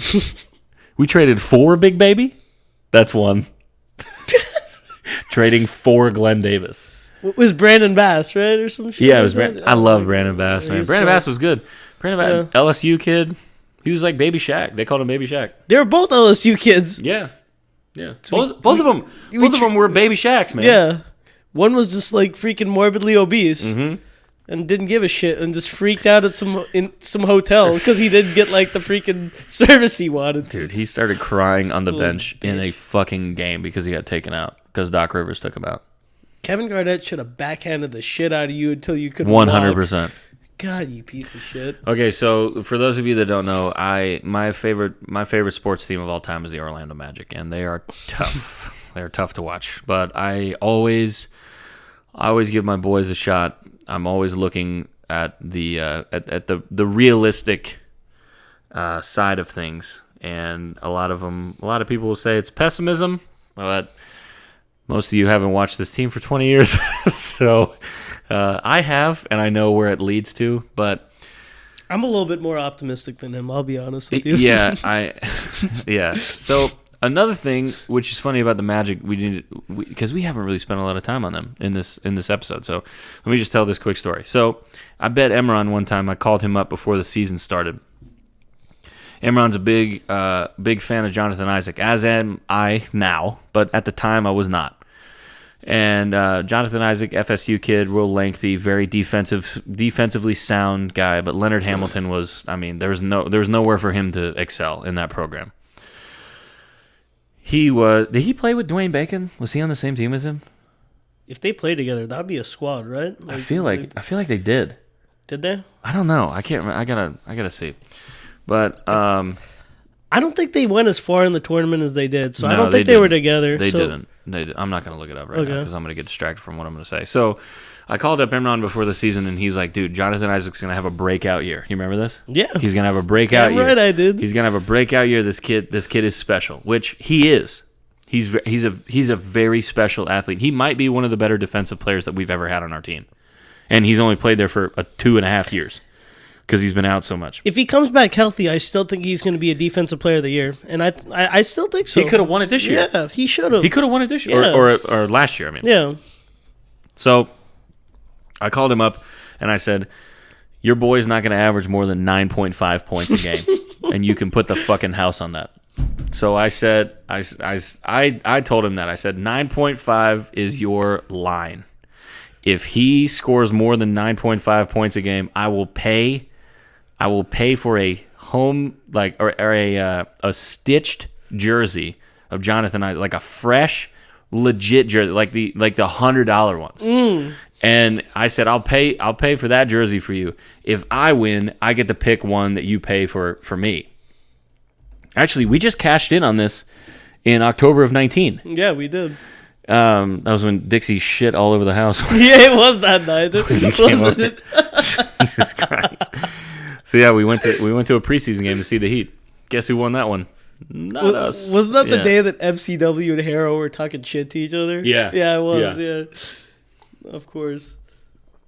So the end of the season in 2018, Jonathan Isaac completes the season and averages 9.6 points a game. So I lost the bet by 0.1. Always have faith in your boy. And had to buy this. Always I had to buy this have man. faith in your boy. I should have bought you the wrong size. You I should have bought you like should have bought me a small. I And should- like No, I someone should've had bought- been forced to lose should have bought weight. you a 3X. No, it was so that was funny. Hey, I would have been forced to gain weight. the then. only time I've lost that's the only time I've lost a bet with you, and it was so big. It was Yeah. a season-long Yeah. bet. We even wrote it down. Yeah, we did. God, it was so ridiculous. But I love that jersey. That though, being said, and I still have faith in that kid. I know you, and I know you do too. listen, if Yeah. he doesn't end up Yeah. building a church in Zimbabwe in a couple of years, I think he's going to be a great basketball player. But he's got to fucking put basketball first, man.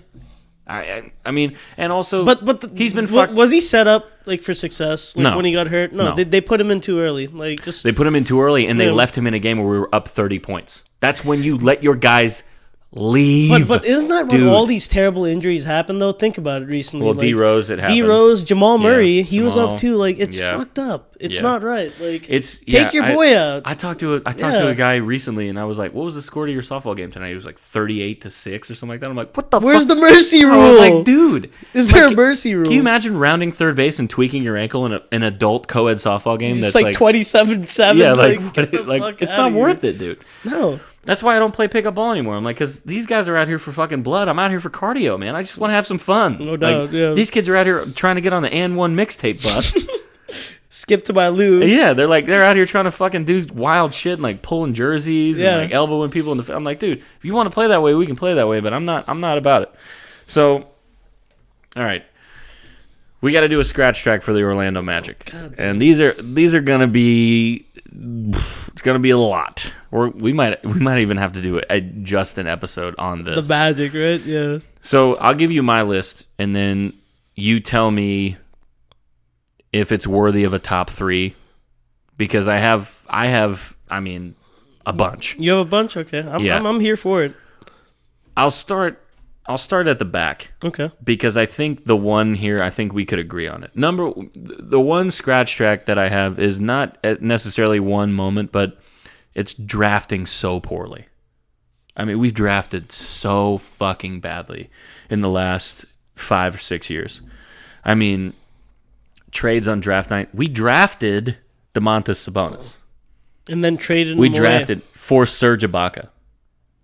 A rental of Serge Ibaka. A rental of like Serge a Ibaka. 5-month rental. Rental of Serge Ibaka that Essentially turned for into Terrence Ross, that yeah. turned into Terrence Ross. But we sent Oladipo over to Indiana. How's he doing, by the way? Sorry, I don't mean to laugh at Payne, but he's on the Heat now, so fuck you. He asked for it. Trading for Glenn Davis was a big problem.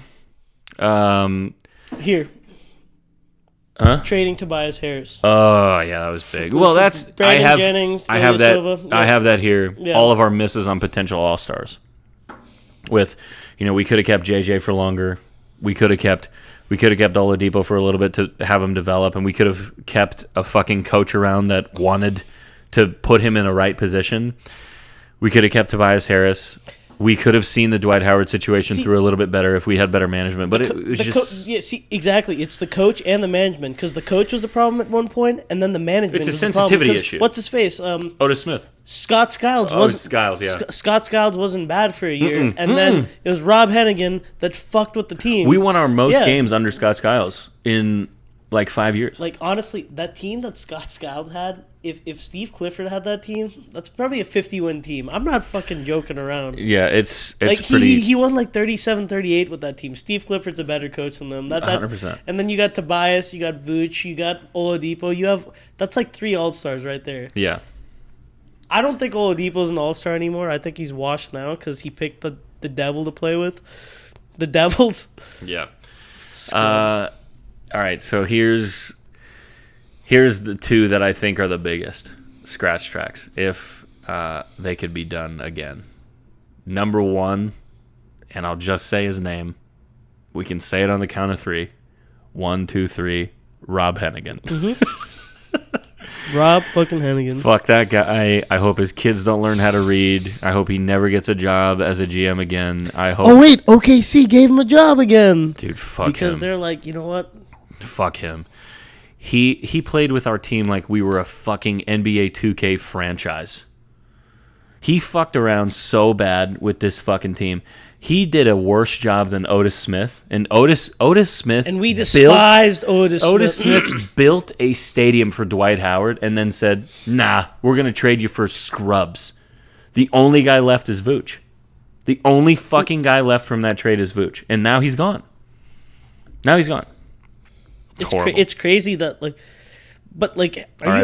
are you ever gonna have a trade though where you trade an all-star for an all-star though? That's crazy though. In hindsight though, it took him 5 years to become 6 years, 7 years to become an all-star, but he still did. We've lost every big blockbuster trade like that, and we've missed the ball on so many important free agency signings. I think that was a wash. I think that trade was a wash. The Dwight Howard trade, I think that was a wash in hindsight because whoever we play, all the guys we get against, they all suck too. It was a wash, but we didn't see him through. Because it was Denver, it was Philly, it was us, and it was another team. We're all in the same boat. Well, LA, yeah.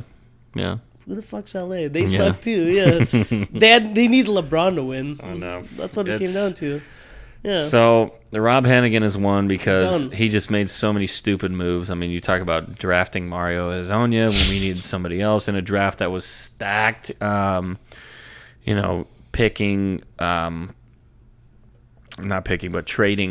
Tobias Harris for Ilyasova and Brandon Jennings. Trading 2 all-stars for a rental of Serge Ibaka, and then just getting it for a decent sixth man. Yeah, a decent sixth man. We were dicking around, and he thought he was playing with house money, and he was playing with our money, man. This is our fucking team. This is our livelihood. And then on top of that idiot decided to pick Evan Fournier over Oladipo. You could have traded Sabonis and Fournier probably and gotten the same fucking shit. That's so bad. You probably could have. It's so bad. Where's Fournier? Exactly. Yeah. Too many. What did we trade Fournier for? Second round pick. What did we get Fournier for? Probably a second round pick. I don't know. I can't remember. Dude's just a freaking gets you a bunch of points. Yeah. He'll get you 20 points. Pull the mic up a little bit, just so it's right in front of you. Yeah. Because I'm hearing it kind of fade away. Okay, there we go. All right, so this is it. This is my number one scratch track for the Magic, and you can agree or disagree. It's in the Dwight era.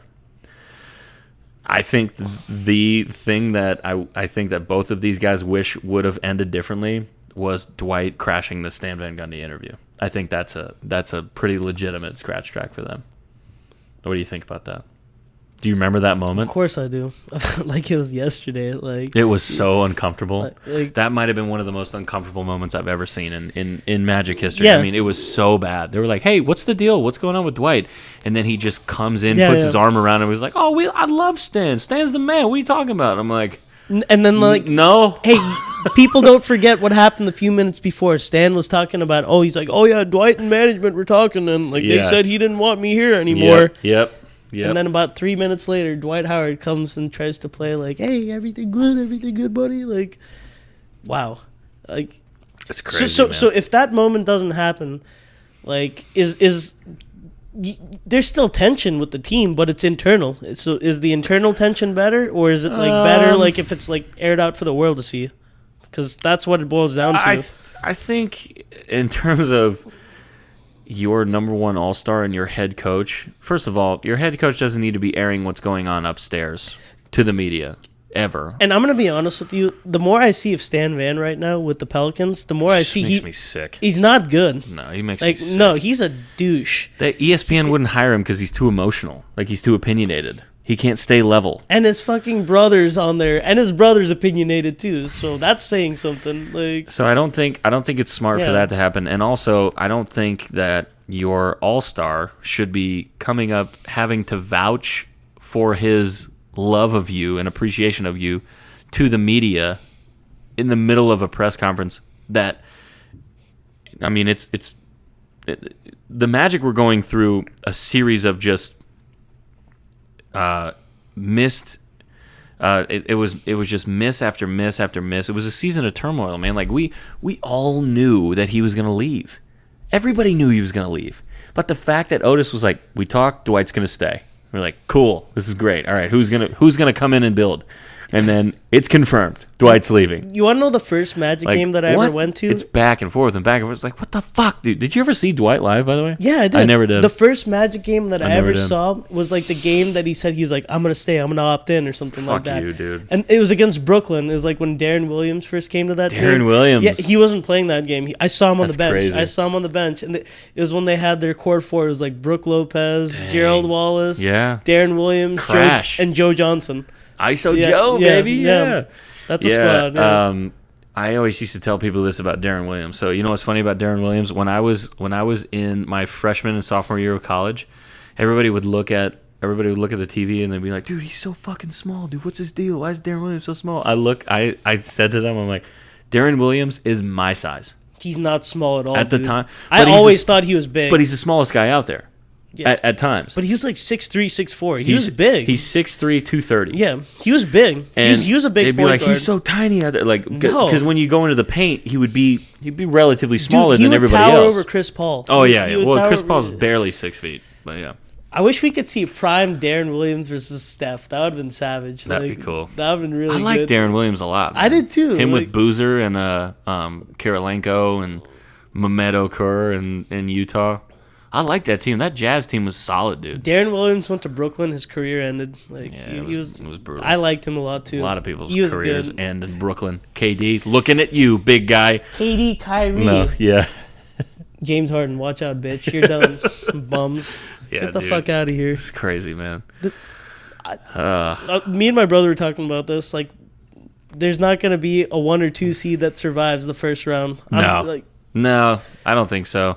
There's gonna be this is gonna be interesting, obviously, with the play-in tournament and everything that goes on, and the playoffs this year are gonna be very different because you're not gonna be playing in a bubble, buddy. You're playing in front of fans. You got to travel. You got to play in front of people that are screaming at you. Okay, Duncan Robinson Some looking guys- at you. All right, Tyler, looking at you. Jack Harrow in here to save you, buddy. Yeah, it's gonna be interesting to see, and I would love for the Magic to get there one day. We'll see. We have a lot of hope. I have a lot of hope for these guys, and being that not one fucking person on our team, I mean, other than maybe Terrence Ross and Gary Harris. I almost said Gary Clark, R.I.P. Gary Clark. No, he's alive, but he's on Philly now. He just signed with the Sixers. See Good that? for him. I hope he doesn't Yeah. get a rig. So I don't think anybody on our team other than maybe Terrence Ross and Gary Harris can rent a car. I don't think anybody's 25. Not even RJ. Okay, Fultz, No. Isaac. Yeah, nobody's 25.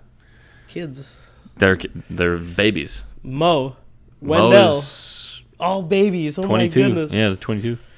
We got some It's infants crazy, on man. this team. We have some tiny kids. Which man. means they have time.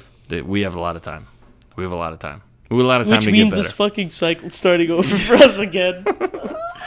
Here we go. Here we It's go. gonna be fun. Hey, all right. hey, man. Yeah, but It's listen, coming. It's coming sooner than you think. It is. Cheers, man. Cheers. This was a lot of fun. Thank you so much. Thanks for having me, man. Of course, we're going to do another sports episode soon. We're going to have this as a special release, so I hope you guys enjoy the episode. Thank you very much again for listening. Please remember to subscribe to the Scratch Track on YouTube, our channel, and then also give us a like on Facebook, Scratch Track Podcast, and then on Instagram too. Follow us at the Scratch Track Podcast. And if you want to send us an email, you can do that too, scratchtrackpod@gmail.com. And we'll be getting back to you guys in a week. We're switching up to a weekly format now, so we're gonna pile up these episodes and start taping again. But we thank you so much for listening, and we will see you guys again next time. Goodbye. Don't ask me to pick you up. This girl, I've seen enough.